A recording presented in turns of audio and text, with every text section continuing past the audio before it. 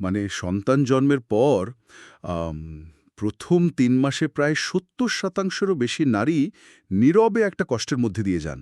এটা নিয়ে তো সমাজে প্রায় কোনো কথাই হয় না, তাই না? হ্যাঁ, একদম।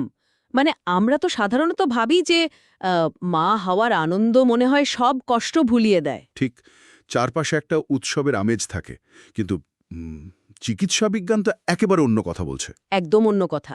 আসলে অসংখ্য নারী এমন একটা শারীরিক আর মানসিক পরিবর্তনের ভেতর দিয়ে যান যা তাদের ঘনিষ্ঠতা আর যৌন স্বাস্থ্যকে পুরোপুরি পাল্টে দেয়। আর ঠিক এই কারণেই আজকের এই বিস্তারিত আলোচনা প্রয়োজন। মানে আজকের মূল বিষয়বস্তুই হলো এই নারীদের যৌন আকাঙ্ক্ষা কমে যাওয়া, যাকে আমরা লো লিবিডো বলি, আর ফিমেল সেক্সুয়াল ডিসফাংশন বা সংক্ষেপে এফএসডি। হ্যাঁ, এটি আসলে এমন একটি বিষয় যা নিয়ে কথা বলতে অনেকেই খুব অস্বস্তি বোধ করেন। রাইট। এই গভীরে গিয়ে আলোচনার জন্য আমরা কিন্তু শুধু একটা দিক দেখিনি। মেডিকেল ডেটা থেকে শুরু করে রিলেশনশিপ সাইকোলজি, সব দিক ঘেঁটে দেখেছি। ঠিক। সাধারণত চিকিৎসা বিজ্ঞানের কোনো রোগ নির্ণয়ের কথা উঠলে ধরুন সবার মাথায় একটা নিখুঁত হিসাব চলে আসে। কারোর হাত ভেঙে গেলে এক্স-রে মেশিনের রিপোর্টে সেই ভাঙা হাড়ের সাদা দাগটা স্পষ্ট দেখা যায়। হ্যাঁ, ভাঙা হাড় তো দেখাই যাবে। কিন্তু যখনই আমরা নারীদের যৌন স্বাস্থ্যের মতো বিষয়গুলোর জগতে পা রাখি, তখন হঠাৎ করেই যেন সেই এক্স-রে মেশিনটা অকেজো হয়ে যায়। মানে কোনো স্পষ্ট ছবি পাওয়া যায় না। একদমই না।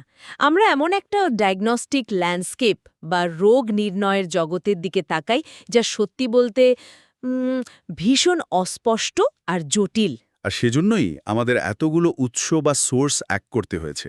একদিকে আছে বিজেএমপির মতো জার্নালের প্রসবোত্তর শারীরিক পরিবর্তনের নিরেট ডেটা, এর সাথে আছে মেডিকাভা হসপিটালস আর স্বাস্থ্য টিভির বিশেষজ্ঞ মতামত। হ্যাঁ, আর অন্যদিকে জিএসএম কালেক্টিভ এবং মাইন্ড স্টেট সাইকোলজি দেখাচ্ছে কিভাবে মানসিক চাপ আমাদের শরীরকে হাইজ্যাক করে। ঠিক, এমনকি এই সময়ের মতো উৎস থেকেও আমরা আমাদের প্রাত্যহিক জীবনের বাস্তব চিত্রটাও মেলাবো।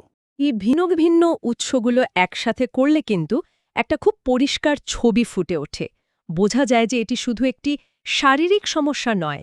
না, এটা আসলে শরীর, মন আর চারপাশের পরিবেশের একটা জটিল মিশ্রণ। আজকের এই আলোচনার মূল মিশনই হল কিভাবে এই শারীরিক পরিবর্তন, মানসিক চাপ আর সম্পর্কের টানাপোড়েন, এই বিষয়গুলো একসাথে মিলে নারীদের যৌন স্বাস্থ্যে প্রভাব ফেলে তা বোঝা। হ্যাঁ, আর সবচেয়ে গুরুত্বপূর্ণ বিষয় হল কিভাবে এই হারিয়ে যাওয়া ঘনিষ্ঠতা পুনরায় পুনরুদ্ধার করা সম্ভব, তার একটা বাস্তবসম্মত পথ খুঁজে বের করা। ঠিক আছে, বিষয়টা একটু ভেঙে আলোচনা করা যাক। শুরু করা যেতে পারে একদম ভিত্তি থেকে, মানে জীববিজ্ঞান বা বায়োলজি থেকে। কারণ শরীর কিভাবে সাড়া দেয় সেটা না বুঝলে বাকি বিষয়গুলো বোঝা কঠিন। রাইট। মানুষের যৌন সাড়াকে বৈজ্ঞানিকভাবে বোঝার প্রথম বড় কাজটা তো অনেক আগেই হয়েছিল, তাই না? হ্যাঁ, করেছিলেন মাস্টার্স এবং জনসন, সে ১৯৬৬ সালে। তারা হিউম্যান সেক্সুয়াল রেসপন্স সাইকেলকে ৪টি ধাপে ভাগ করেছিলেন: উত্তেজনা বা এক্সাইটমেন্ট, মালভূমি বা প্ল্যাটো পর্যায়, অগাজম এবং সবশেষে রেজলিউশন বা স্বাভাবিক অবস্থায় ফিরে আসা। আচ্ছা, এবং এই ধাপগুলোর উপর ভিত্তি করেই তো DSM-4 ফিমেল সেক্সুয়াল ডিসফাংশনকে আলাদা আলাদা ক্যাটেগরিতে ফেলেছে। একদম ঠিক ধরেছেন। DSM-4 মূলত মনোরোগ বিশেষজ্ঞ আর ডাক্তারদের জন্য একটা রুল বুক বা নির্দেশিকা হিসেবে কাজ করে। মানে তারা এটা দেখে বুঝতে পারেন সমস্যাটা কোথায়। হ্যাঁ, এই ক্যাটাগরিগুলো ডাক্তারদের বুঝতে সাহায্য করে যে সাইকেলের ঠিক কোন জায়গাটিতে বাধে তৈরি হচ্ছে।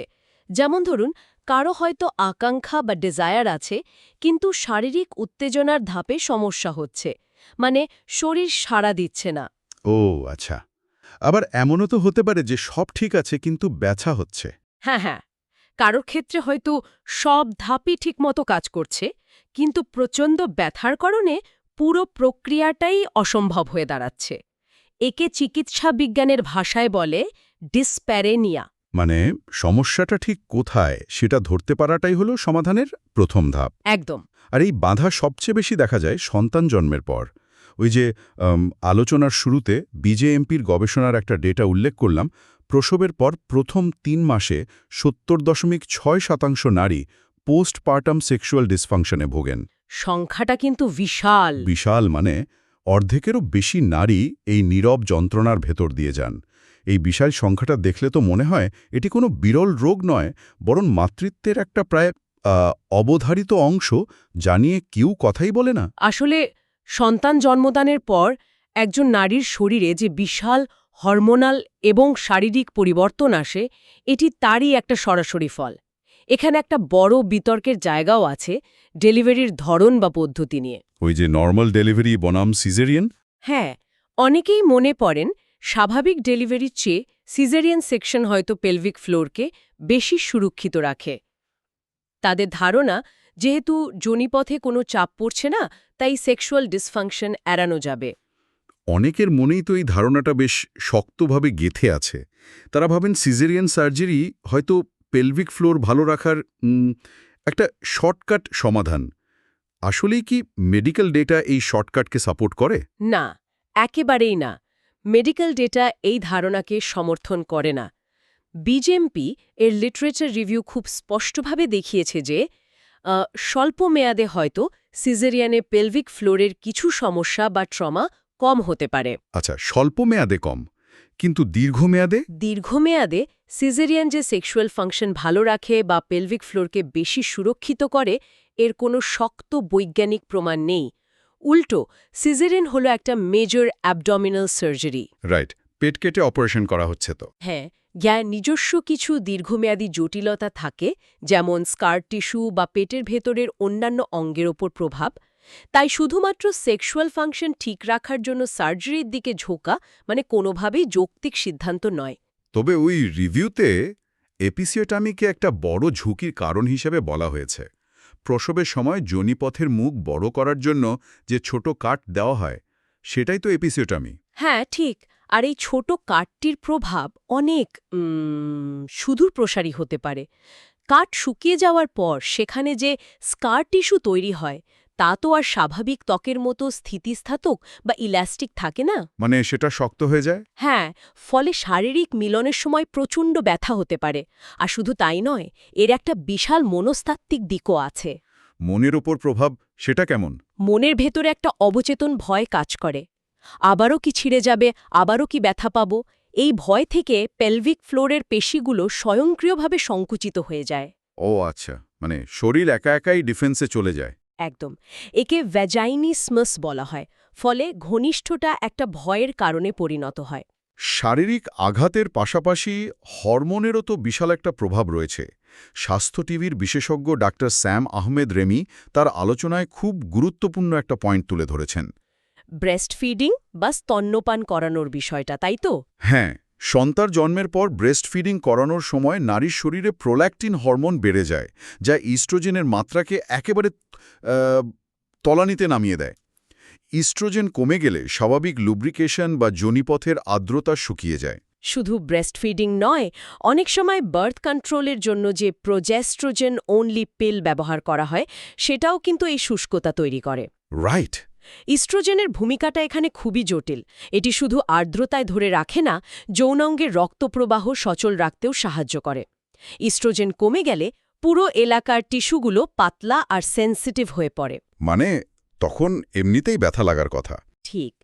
এর পাশাপাশি ডক্টর রেমি আরেকটি গুরুত্বপূর্ণ বিষয়ে সতর্ক করেছেন।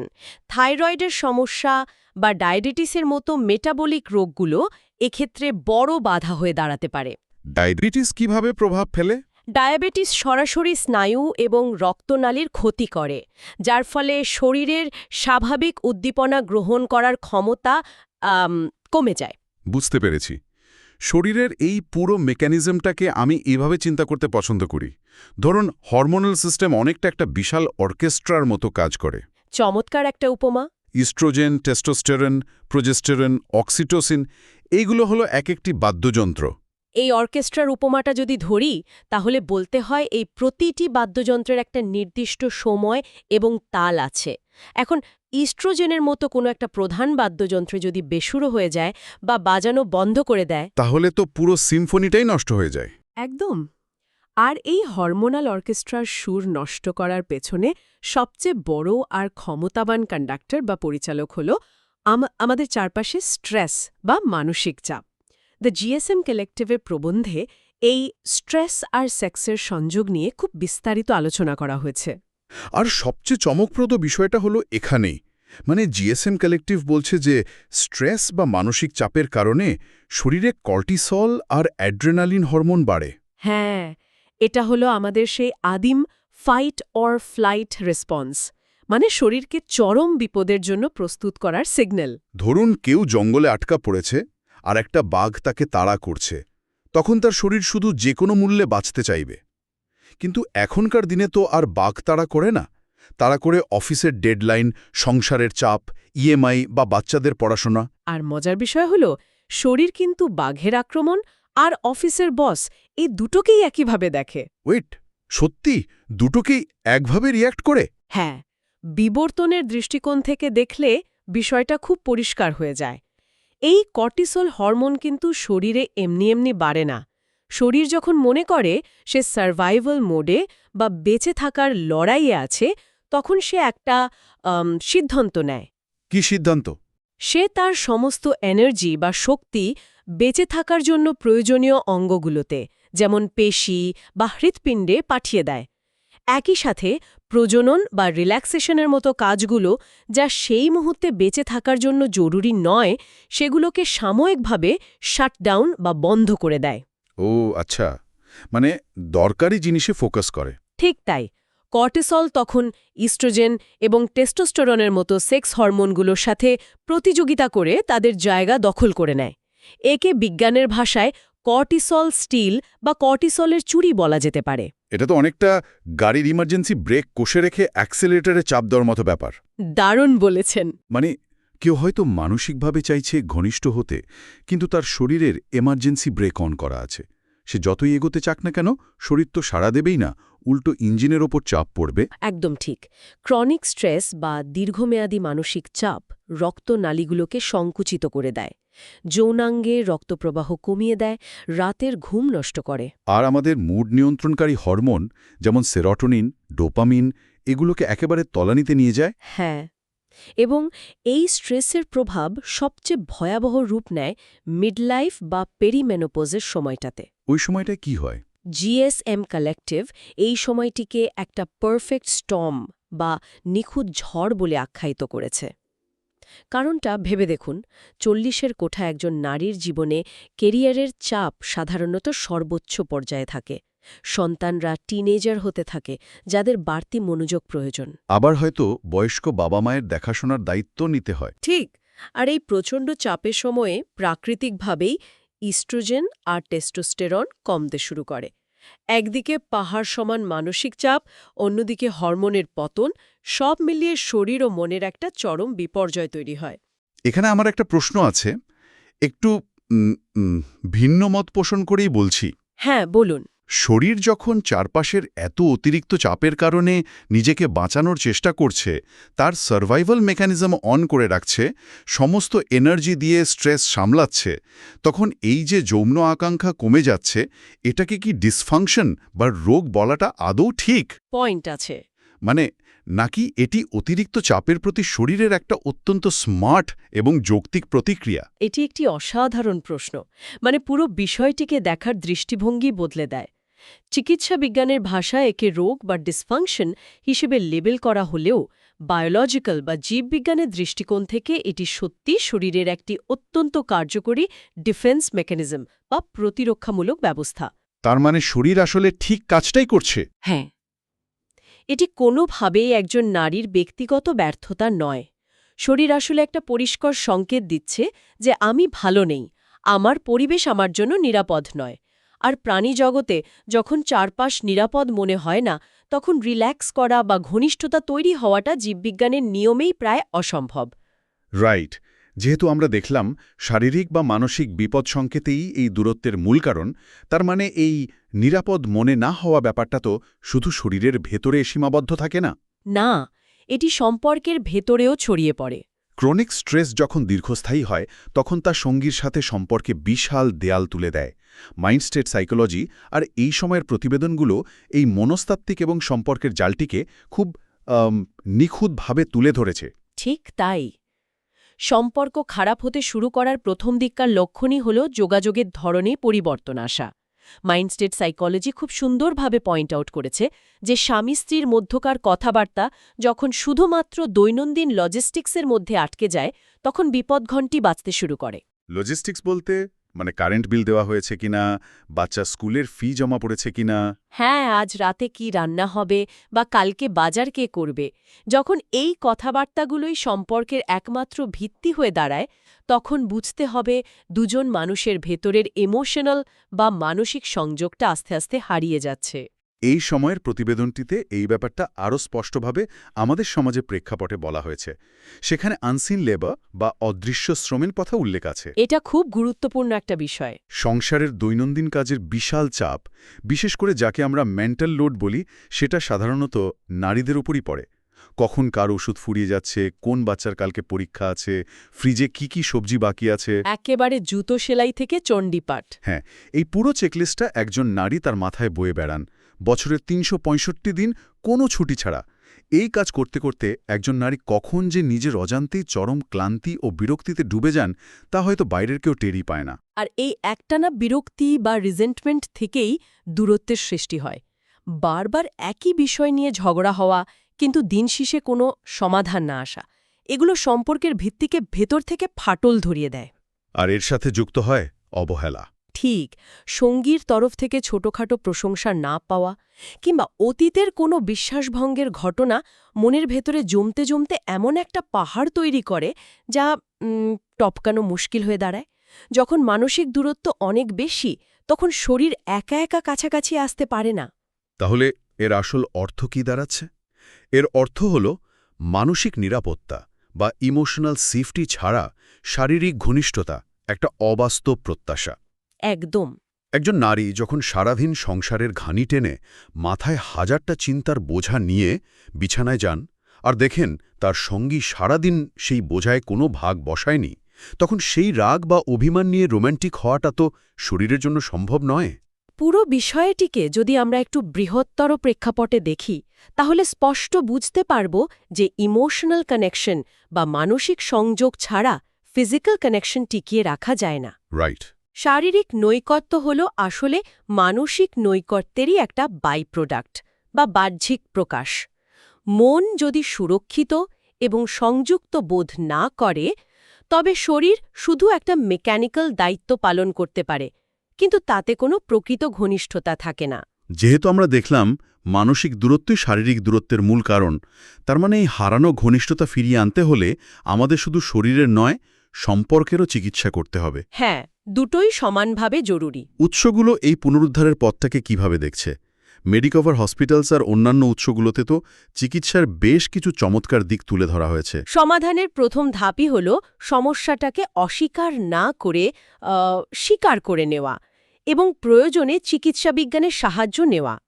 মেডিকভার হসপিটালসের তথ্য অনুযায়ী সমস্যাটা যদি পুরোপুরি হরমোনাল কারণে হয় তবে হরমোন রিপ্লেসমেন্ট থেরাপি বা HRT খুব কার্যকর হতে পারে। এটা কিভাবে কাজ করে? যেমন লোকাল এস্ট্রোজেন ক্রিম ব্যবহার করলে যোনিপথের শুষ্কতা এবং সহবাসের সময়কার ব্যথা বা ডিসপ্যারেনিয়া অনেকটাই দূর হয়, কারণ এটি সেই এলাকা টিস্যুগুলোকে আবার আগের অবস্থায় ফিরিয়ে আনে। আচ্ছা। আবার পেলভিক ফ্লোরের পেশিগুলোকে শক্তিশালী করার জন্য এবং রক্তপ্রবাহ বাড়ানোর জন্য কেগল ব্যায়াম ভীষণ উপকারী। এর পাশাপাশি কিছু ওষুধের কথাও তো মেডিকভার উল্লেখ করেছে, যেমন FDA অনুমোদিত ওষুধ ফ্লিব্যানসেলিন আর ব্রেমেলানোটাইড। তবে আমি এখানে একটু কনফিউজড। কেন? একটা পিল বা ইনজেকশন কিভাবে মানুষের আবেগ বা আকাঙ্ক্ষা তৈরি করতে পারে? এটা কি কোনো ম্যাজিক পিল যা খেলেই হঠাৎ করে সব ঠিক হয়ে যাবে? না না, এটা কোনো ম্যাজিক পিল নয় এবং এটি সবার জন্য কাজও করে না। ফ্লিব্যানসেলিন আসলে কাজ করে মস্তিষ্কের নিউরোট্রান্সমিটার বা রাসায়নিক সংকেতগুলোর উপর, ব্রেনের ভেতরে। হ্যাঁ, এটি মস্তিষ্কের ডোপামিন আর নরএপিনেফ্রিনের মাত্রা বাড়িয়ে দেয়, যা আমাদের উত্তেজনা এবং আকাঙ্ক্ষার জন্য দায়ী। আর একই সাথে এটি সেরোটোনিনের মাত্রা কমিয়ে দেয়, যা অতিরিক্ত হলে আকাঙ্ক্ষা কমিয়ে দেয়। মানে ব্যালেন্সটা পাল্টে দেয়। ঠিক, এটি মস্তিষ্কের রিওয়ার্ড সিস্টেমের ব্যালেন্স পরিবর্তন করে আকাঙ্ক্ষা বাড়ানোর চেষ্টা করে। তবে এটি মূলত প্রিমেনোপজাল বা মেনোপজের আগের নারীদের জন্যই অনুমোদিত। কিন্তু এগুলো তো গেল চিকিৎসা বিজ্ঞানের দিক। যেখানে মূল সমস্যাটা লুকিয়ে আছে সম্পর্কে এবং মানসিক চাপে, সেখানে মনের চিকিৎসার কি হবে? একটা পিল তো আর ঝগড়া মেটাবে না। হা, একদমই না। ঠিক এই জায়গাটিতেই থেরাপির প্রয়োজন হয়। মাইন্ড স্টেট সাইকোলজি বেশ কিছু নির্দিষ্ট এবং পরীক্ষিত থেরাপির কথা বলেছে। এর মধ্যে একটা হলো ইমোশনালি ফোকাস থেরাপি বা ইএফটি। আচ্ছা, এছাড়া আছে গটম্যান মেথড এবং কগনিটিভ বিহেভিয়ারাল থেরাপি বা সিবিটি। এই থেরাপিগুলো আসলে সম্পর্কের ভেতরে কিভাবে কাজ করে? এই থেরাপিগুলোর মূল লক্ষ্য হল একে অপরের দিকে আঙুল তোলা বা দোষারোপ করার যে অনন্ত চক্র, সেটা ভেঙে ফেলা। ব্লেম গেম বন্ধ করা আর কি। হ্যাঁ, সিবিটি বা ইএফটি শেখায় কিভাবে নিজের প্রয়োজন আর অনুভূতিগুলো এমনভাবে প্রকাশ করতে হয় যাতে পার্টনার নিজেকে আক্রান্ত মনে না করেন। রাইট। একজন আরেকজনের প্রতি প্রতিরক্ষামূলক বা ডিফেন্সিভ না হয়ে কিভাবে সহমর্মী হওয়া যায় এবং নিজেদের হারানো মানসিক সংযোগটা কিভাবে আবার তৈরি করা যায়, থেরাপি মূলত সেই সেফ স্পেস বা নিরাপদ জায়গাটা তৈরি করে দেয়। থেরাপির পাশাপাশি দৈনন্দিন জীবনযাত্রা বা লাইফস্টাইলও কিছু ছোট কিন্তু গুরুত্বপূর্ণ পরিবর্তন আনার কথা বলা হয়েছে। যেমন এই সময়ের প্রতিবেদন অনুযায়ী একঘেয়েমি কাটাতে মাঝে মাঝে রুটিনের বাইরে গিয়ে ডিনার ডেটে যাওয়া বা কোনো ভ্যাকেশনে যাওয়ার চেষ্টা করা যেতে পারে। আবার জিএসএম কালেক্টিভের মতে মাইন্ডফুলনেস বা বর্তমান মুহূর্তে থাকার চর্চা করা খুব জরুরি। এটা খুবই সত্যি। পর্যাপ্ত ঘুম নিশ্চিত করা এবং ফিজিক্যাল কানেকশনের আগে ছোট ছোট ইমোশনাল চেক ইন করা, এগুলো জাদুর মতো কাজ করে। সারাদিন কোনো কথা না বলে হঠাৎ রাতে ঘনিষ্ঠ হতে চাইলে সেটা কখনোই কাজ করবে না। ইমোশনাল চেক ইন বিষয়টা কিন্তু খুব সাধারণ।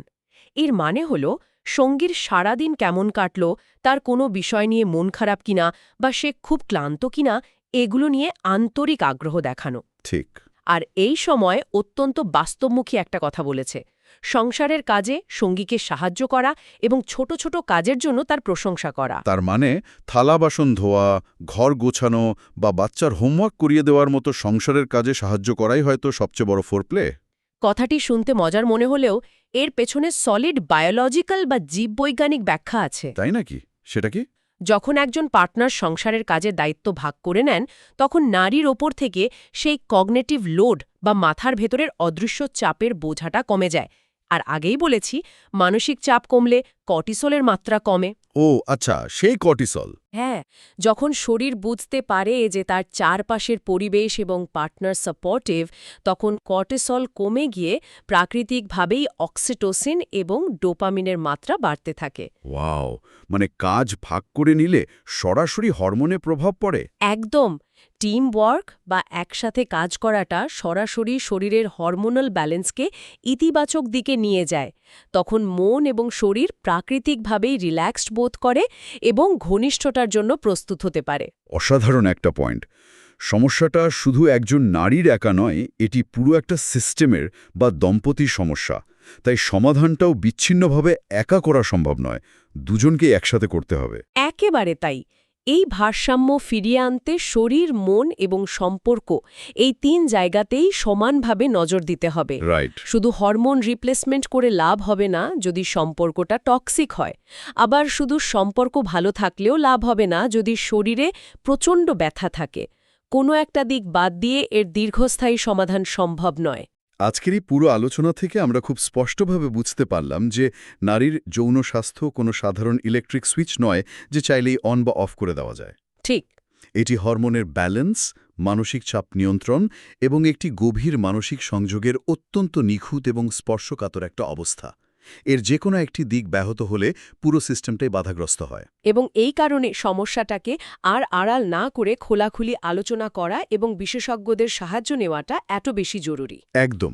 আজকের এই ডিপ ডাইভ শেষ করার আগে আজকের উৎসগুলোর তথ্যের ওপর ভিত্তি করে একটা নতুন প্রশ্ন নিয়ে একটু ভাবতে চাই, জানি আমরা হয়তো সেভাবে ভেবে দেখি না। কি প্রশ্ন সেটা? আমরা দেখলাম ফ্লিবানসেরিনের মতো ওষুধগুলো মস্তিষ্কের কেমিস্ট্রি পরিবর্তন করে যৌন আকাঙ্ক্ষা বাড়ানোর কাজ করে।